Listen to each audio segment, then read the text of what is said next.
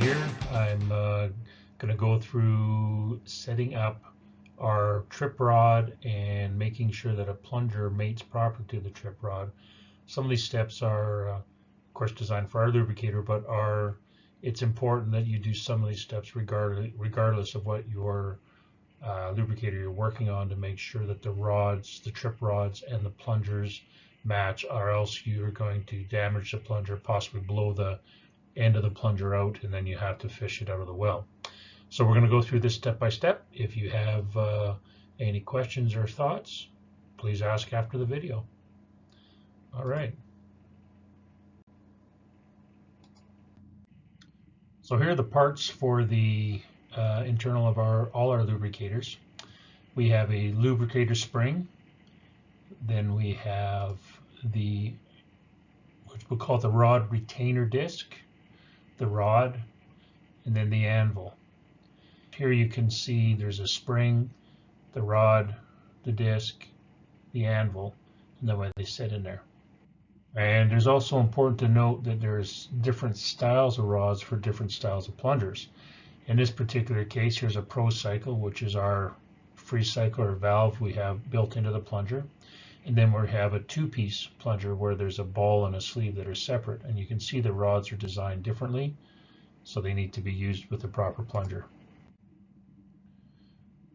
So here's the steps. Basically, you have the trip rod, you have the anvil, you have the disc, you have the spring, and this is the order. So the rod drops into the anvil, the rod retainer disc slides over the top of the rod and holds the rod inside the anvil. The lubricator spring is installed on top of the rod retainer disc, and those are the orders that go in. So when we're checking the plunger and the rod to make sure, one of the best ways to do it is basically take the rod and the anvil and flip the rod upside down so the pointy side's up, drop the anvil on top of that and make sure it goes all the way down and sits on the rod properly. And then you can grab the plunger and slide it down over top of the rod. And when you do that, you can see that slides up in there. Then what we can do is we can actually grab this valve with our two fingers, our finger and thumb, and we can move it back and forth. And we should get somewhere between 1/8 and 1/4 inch of movement clearance from, do that. There we go. Just had to get that going. Now you can see it moving. So there should be a little bit of clearance there when you pull that back and forth. Okay. So check the following. Ensure the rod slides easily into the plunger. Check the rod valve clearance is at least 6 millimeters, or somewhere between 1/8 and 1/4 inch. Make sure the rod is the right one for the plunger type, i.e. the two-piece will have a different configuration than the Procycle. The two-piece again usually has a bell on the bottom, which it just won't fit into a Procycle or a free cycle plunger. Okay, here we have another option that the Kaizen rod assembly has. We can put ours in either our own lubricator or inside a definitive lubricator, because you can move our plunger and our rod assembly between the lubricators, but you have to change those top retainer discs. So in our lubricator, use a 0.875 width retainer disc. If you're putting it into a definitive lubricator, you got to use a 1/2 inch wide disc, and you can see it's very simple looking device. Checking the spring. The top spring is manufactured to a length of 12.5. Our manufacturer then actually puts it in a device that compresses it, does a bunch of cycles on it, which pre-stresses it and makes sure, first of all, that there's no issues within the spring. We don't find any faults. And second, it also takes stresses that are built up from the process. So the spring comes out, it's always going to be a little bit shorter. So typically it's going to be around 12 3/8 to 12 1/4. They can be as short as 12 inch. That's our minimum length when they come out.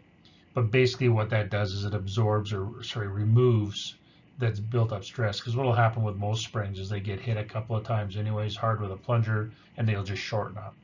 This takes that out of it, so it doesn't change. So when you get the spring, you'll notice that even though we call it a 12.5-inch spring, which is what they make it to, after they pre-stress it, they're usually a little bit shorter.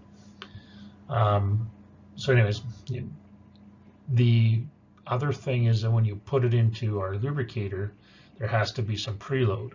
And you might notice here that the chamber that the spring will fit in is about 12 inches. So when that spring's a little bit longer than that, when you get right down to near the bottom of the top, you'll feel some resistance. You turn it down until it stops, and then you back it off about a quarter turn. Inspecting the deceleration spring, pretty straightforward. It's the most important safety device in the lubricator. Again, that's we call it 12.5, but you're probably going to get a brand new one. It's going to be around 12.25 inches, not 12.5. Again, because of that pre-stressing that we do. Then you drop it in. If it's less than 11 inches, you need to replace it. So the minimum length we want to see that after it's been hit a few times is around 11 inches, and then it's time to replace. So let's go through the whole installation again. And here's what happens is here's our lubricator. You put the anvil in, you put the rod in, you put the disc on, you put the spring, you put the cap, and then you put the nut on. And it's very simple. If sometimes people make a mistake and they put that disc on top of the spring, that's going to be a problem, because then the rod, when it gets hit, can just freewheel up between the spring and smack into the top of the cap. So you always want to have that retainer ring in place, which holds the rod and transfers any energy from the end of this rod up into the spring, right? And so that's the thing.